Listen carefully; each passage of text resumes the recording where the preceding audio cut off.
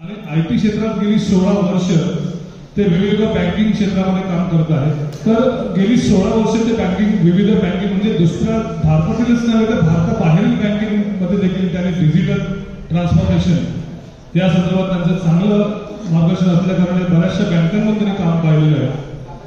आणि त्यांच्या social media इतका स्ट्रॉंग सोशल मीडिया त्यांचं ते वापरतात की तेलंगणाचे मुख्यमंत्री के.सी. राव आपणास खरोखर आश्चर्य वाटेल.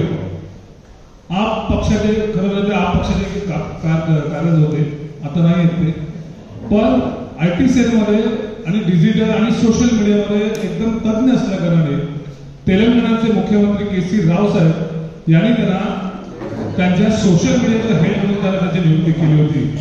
असे आमचे जयंत देशमुख आज या ठिकाणी उपस्थित आपल्या आत्ता अमूल्य वेळेने आपल्या या ठिकाणी शिबिरास दिलेलं आहे. मी त्यांना विनंती करतोय की त्यांनी आजच्या या शिबिरातील दुसऱ्या सत्रात आपण मार्गदर्शन करावं. जयंत देशमुख. धन्यवाद मस्कर साहेब. सर्वांना नमस्कार. प्रथमतः मी आपले आवडते आणि लाडके खासदार श्री रवींद्रजी वायकर साहेब यांचा पूर्वक आभार मानतो की त्यांनी मला ही ऑपॉर्च्युनिटी दिली. तुमच्या समोर मी 2 महत्वाचे विषय प्रेझेंट करणार आहे. एक तर सायबर फ्रॉड हा जो विषय आहे किंवा सायबर सिक्युरिटी, सायबर अवेअरनेस म्हणता येईल, सायबर प्रिव्हेन्शन, याच्यावर मी बोलणार. मला एक सांगा की तुम्हाला एका दिवसामध्ये अननोन नंबरवरून किती कॉल्स येतात आणि त्यापैकी तुम्ही किती कॉल्स रिसिव्ह करता आणि मग ते काय बोलतात? नाही, जामतारा तर आउटडेटेड झालं. ते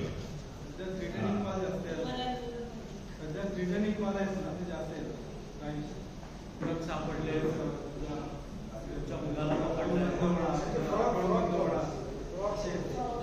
हा. सो बेसिकली तुम्हाला कॉल्स येतात, तुम्ही उचलता, राईट? तुम्ही बोलता त्यांच्यासोबत. किती लोक ट्रू कॉलर यूज करतात?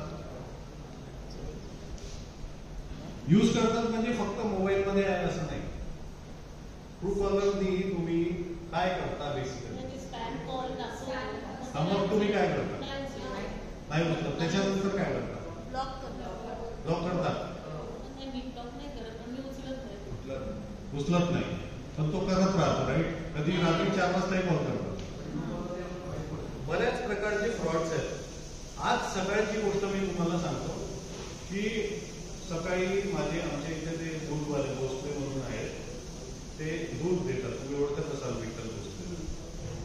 सकाळी आले एकदम टेन्शन मध्ये, दूध दिलं, मला भेटायचं आहे 10 मिनिट. काय झालं सकाळी सकाळी?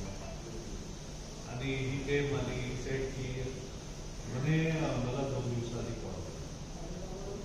आणि त्यांनी म्हटलं म्हणे की तुमचे 1 लाख रुपये लोनचे बाकी आहेत, कधी देतात डायरेक्ट का? So he got disturb. आता माझं उदाहरण तुम्हाला देतो. सकाळी एक दिवस मी कुठेतरी गाडी लावली होती, आम्ही क्रिकेट खेळायला गेलो होतो बॉक्समध्ये, बाहेर काढलं.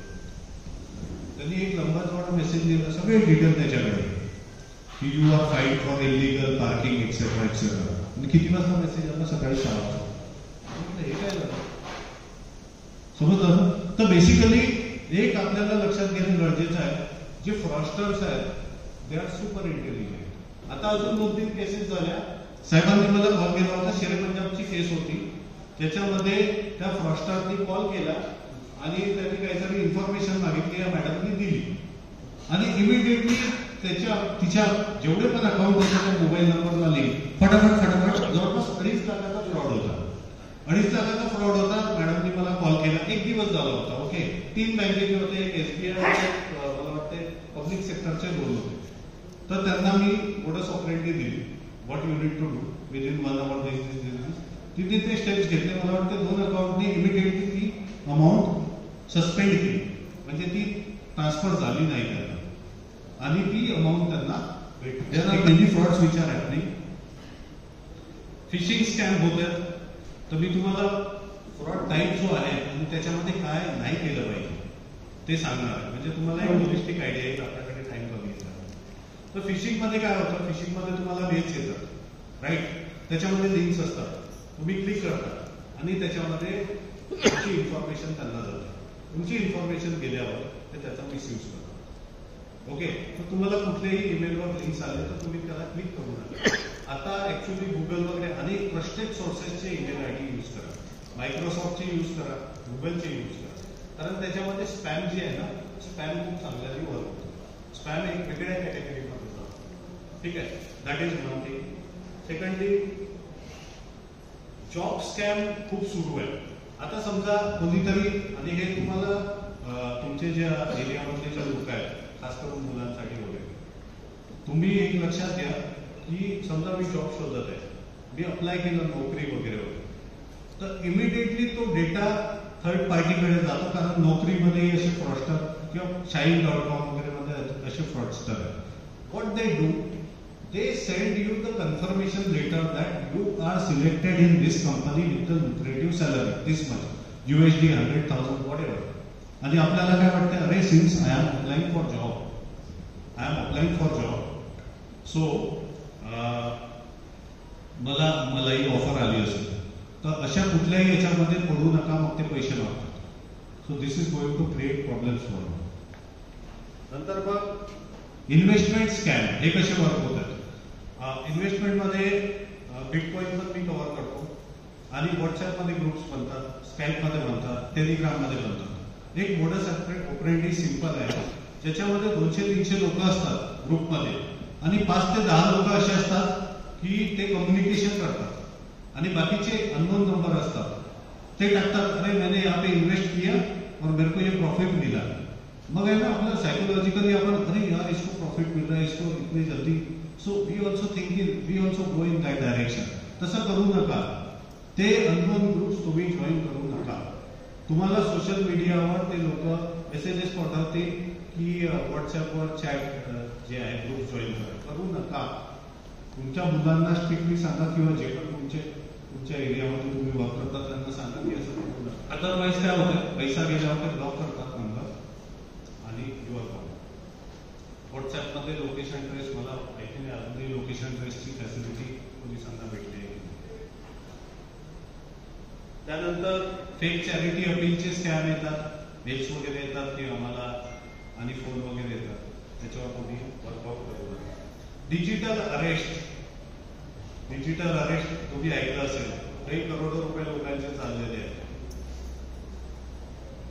फ्रॉड कॉल येतात, मी या डिपार्टमेंटमधून बोलत आहे गव्हर्नमेंटच्या, आणि तुम्ही मल्टिपल रिझन ते घेऊन, म्हणजे ते म्हणतात तुम्ही अरेस्ट आहे, तुम्ही एवढ्या दिवसासाठी, आणि तुम्हाला digitally so basically but that is happening with the corporates, big buddies having lots of money. So त्याच्यामध्ये तुम्ही पडू नका. फोन स्कॅम तर तुम्ही सांगितलेलं आहे. त्यानंतर पार्सल जे येतात, म्हणून पार्सल येतात, तुम्हाला माहिती नाही, आणि त्याच्यावर तुम्ही अरे माहिती तो मंगाई, ठीक आहे. सो त्याच्यावर काहीही अनुभव असतं तर त्याच्यावर तुम्ही काम करू. नंतर मग QR कोड, तुम्हाला कोणी QR कोड पाठवतं किंवा लिंक पाठवतं. एक फ्रॉड असा होता की त्यांनी कॉल केला आणि म्हटलं की ये PDF को क्लिक करो और इसमें इन्फॉर्मेशन डालो, बोलत होता काहीतरी, पण ती PDF नव्हती, ती .apk फाईल होती. APK म्हणजे ऍप्लिकेशन, मोबाईल ऍप. त्यांनी काय केलं, त्यांनी त्या AU स्मॉल फायनान्सचं त्याचं क्रेडिट कार्ड होतं, क्लिक केलं लिंकवर आणि सगळे डिटेल टाकले. 1,95,000 नंपास. सो कुठल्याही लिंकवर तुम्ही क्लिक करू नका. नंतर अजून एक कॉमन फ्रॉड आहे, आणि मला वाटतं याच्यामध्ये मेन्स आर विक्टिमाइज्ड. सोशल मीडियावर तुम्हाला फ्रेंड रिक्वेस्ट येतात फॉरेन मुलींच्या, ठीक आहे. आपल्याला वाटतंय ना, तर त्याच्यामध्ये पहिले बघा की किती तुमची म्युच्युअल फ्रेंड आहे, आणि दुसरी गोष्ट, तुम्हाला त्यांच्यासोबत फ्रेंडशिप कशाला करायची. हा खूप मोठा फ्रॉड आहे. ते कॉन्टॅक्ट यू, आणि मोस्टली UK बेस्ड असतात, कारण UKचे नंबर व्हर्च्युअल नंबर यूज करतात, आणि सगळे नायजेरियन लोक ते यूज करतात. मॅक्सिमम नायजेरियन लोक +234 हा नंबर असतो. हा नंबर कधीही कुठल्याही ग्रुपमध्ये ऍड करू नका. +234 म्हणजे हा स्कॅम. आणि हे सगळे नायजेरियावरून ऑपरेट करतात. इथे पण लोक आहेत. So you don't get in